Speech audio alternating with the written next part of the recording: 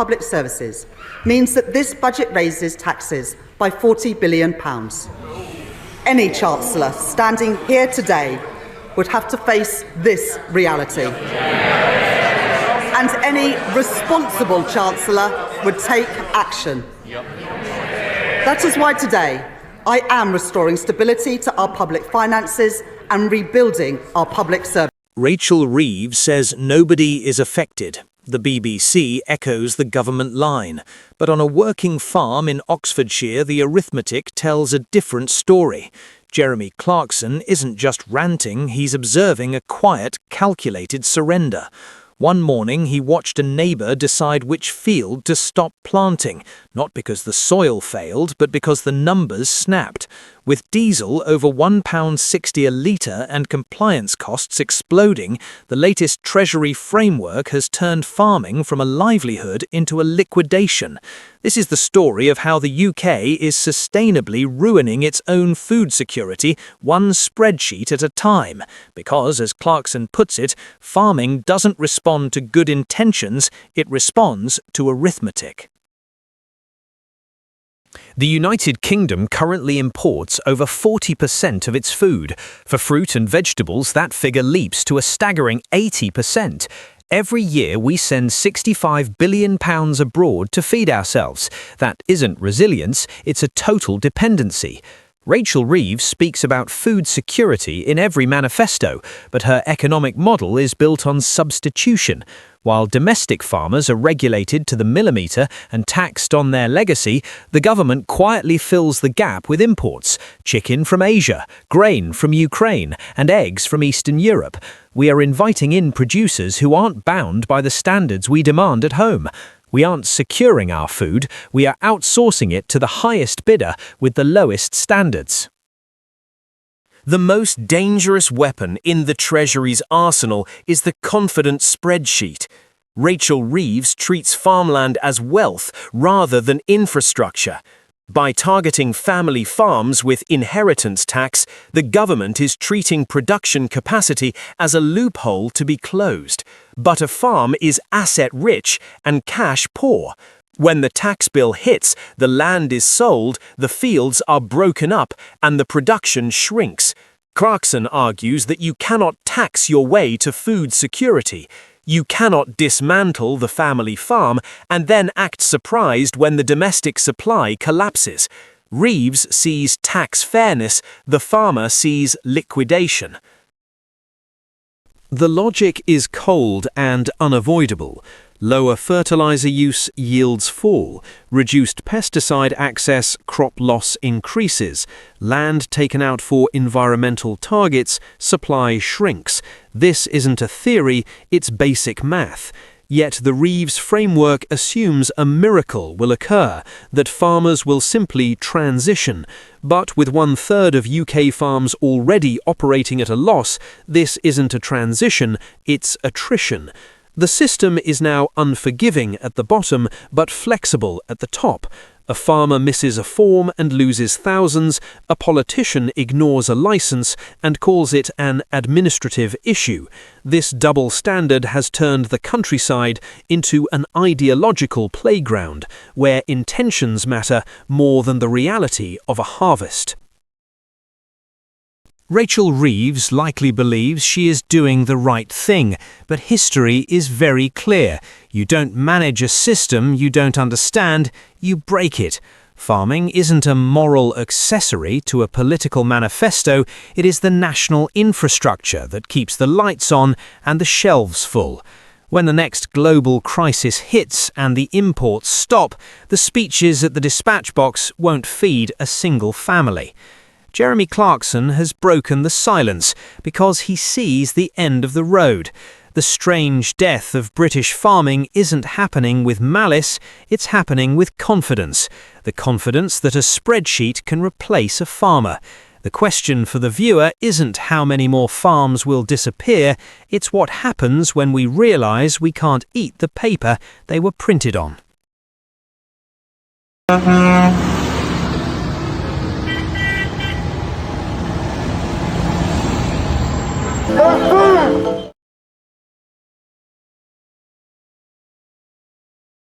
current headline on Sky News. They arrived before dawn, long before London had even rubbed the sleep from its eyes. In the freezing rain, wrapped in heavy coats and determination, thousands of farmers moved steadily toward Whitehall. Within minutes, the polished calm of government territory cracked. The street where Britain's biggest decisions are signed and stamped suddenly belonged to the countryside. Tractors lined the avenues, boots stomped through the puddles.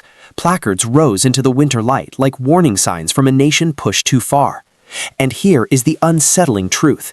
For the first time since taking power, Sir Keir Starmer's government looked genuinely shaken. What unfolded today was not a symbolic demonstration.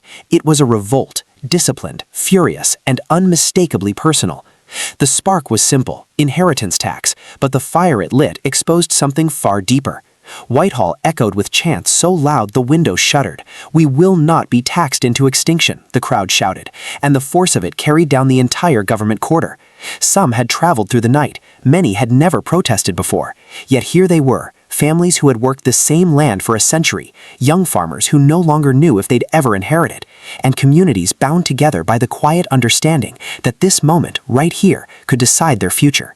London has seen anger before, but this was different. This was rural Britain at the breaking point. The government says only a small number of farms will be affected by its inheritance tax changes, perhaps around 500 a year once all allowances are added in. But farmers insist the reality is far more dire.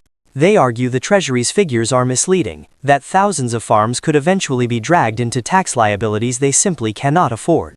And today, standing shoulder to shoulder in the capital, they made their message unmistakably clear. They do not trust the government's numbers, they do not trust its promises, and they certainly do not trust a last-minute U-turn dropped quietly before Christmas Eve. That U-turn, meant to ease tensions, has instead become a symbol of something worse. In rural communities, it reads not as correction, but as confession, a sign the government realized its mistake only after inflicting damage. Farmers describe weeks of fear, confusion, and sleepless nights as they tried to calculate how much of their land, their homes, their livelihoods might have to be sold just to satisfy the new tax rules. Some even reported emotional breakdowns. One elderly couple asked in a letter read aloud to Parliament, "By when should we die to avoid bankrupting our children?" It was the kind of question that should stop a government in its tracks. But instead of addressing the matter head-on, ministers released their revision the day before Christmas Eve, as though hoping it would simply dissolve into the holiday haze. It did not. It detonated. And today's march was the shockwave.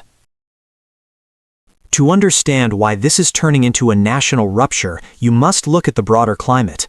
Britain right now is stretched thin. Public frustration is simmering across multiple fronts. Immigration remains a politically explosive topic, with 2/3 of voters believing numbers are rising, even as official data shows they have fallen. Reform UK is surging in the polls, capitalizing on every misstep the government makes. Public institutions are under strain. Police are managing protests not just in London, but in coastal towns where anti-immigration tensions flare weekly. Teachers, doctors, and transport workers are watching today's events very carefully because if farmers can force a retreat, others may try the same. And then there is the deeper fracture, the widening gulf between urban and rural Britain. Policies that feel like minor adjustments in Westminster can feel like existential threats in Herefordshire, Cumbria, or Powys. A city may look at a £1 million asset threshold and see wealth. A farmer looks at it and sees a working business, land that cannot simply be sold off without destroying an entire way of life. It is not an investment portfolio, it is a generational trust. That is why today's protest is so dangerous for the government. It shows not just disagreement, but outright alienation. Farmers believe they were misled, they believe they were targeted, and they believe labor does not understand and does not value the culture of family farming. In short, a political bond has broken. This matters beyond sentiment. Britain's food security depends on these communities. If farms begin collapsing under tax burdens or selling land to private investors, the consequences are stark. Rising food prices, increasing imports, destabilized supply chains, and the erosion of rural employment. These aren't hypothetical scenarios. They are the exact outcomes many farmers warned about as they stood at the gates of Parliament today. And the government knows it. Behind closed doors tonight, senior ministers will be asking the same question haunting Downing Street since sunrise. How much more backlash can Labour absorb before something gives? Starmer is facing a moment of political peril. A second U-turn would signal weakness. No U-turn may guarantee months of escalating unrest. Either path carries risk. His advisors know this protest will not be the last. Farmers have already said they will return, with even larger numbers, until the tax is completely withdrawn.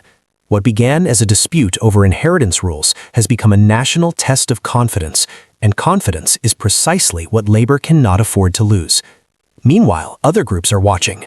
If the countryside can force Westminster onto its knees, then the NHS unions, the rail unions, the anti-immigration groups, and the restless public sector may feel emboldened.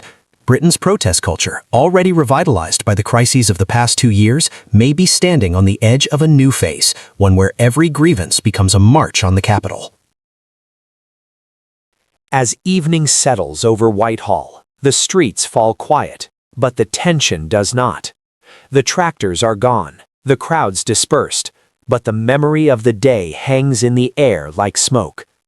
A government that promised stability has found itself staring at its most volatile moment yet. The rural uprising has begun, and if the farmers return stronger, as they have vowed, Britain may be heading toward a confrontation unlike anything in recent memory. The only question now is chilling in its simplicity.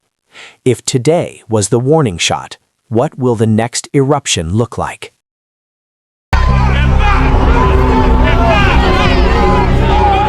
Pro-migrant supporters clashed with anti-migrant protesters following a court order in which a hotel in a London suburb will have to evict asylum seekers. At 9:17 p.m. last night, the British social contract didn't just break, it ignited. While the mainstream media tries to label what is happening in 15 simultaneous cities as isolated unrest, the smoke rising over Tamworth tells a different story. It is the story of a government that has lost control and a prime minister who is choosing to manage the decline rather than serve his people.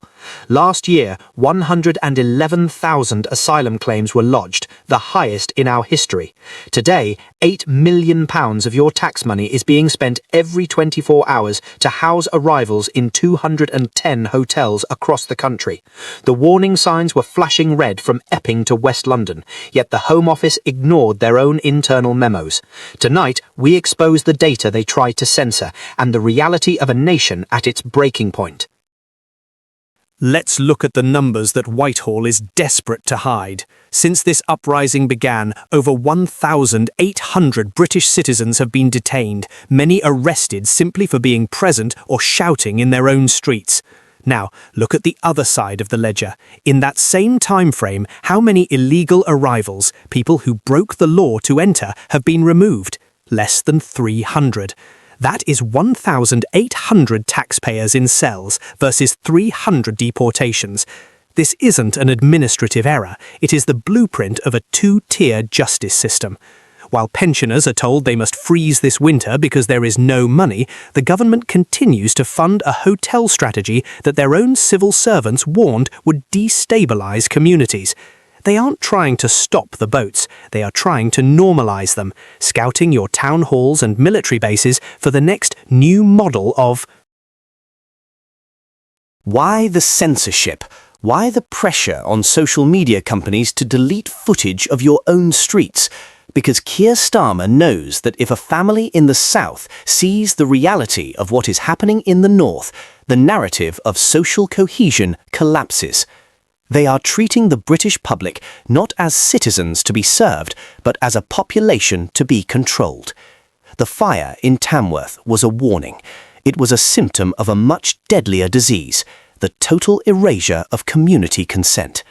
When you criminalize dissent, you make resistance the only language left. From harassment near schools to the tragic cases reported in Hounslow, the safety of your families has become a secondary concern to the requirements of international human rights courts. The battle for the soul of Britain has moved from the ballot box to the high street. The government thinks that by arresting enough people and banning enough accounts, the anger will vanish. They are wrong. You cannot fix a broken contract with a press release or a censorship campaign. To the viewers who stayed, you are the only variable left in this equation. The media, the politicians, and the police command have all picked their side. Now, you have to decide if you will wait until the coaches pull up in your town, or if you will demand that your country belongs to you.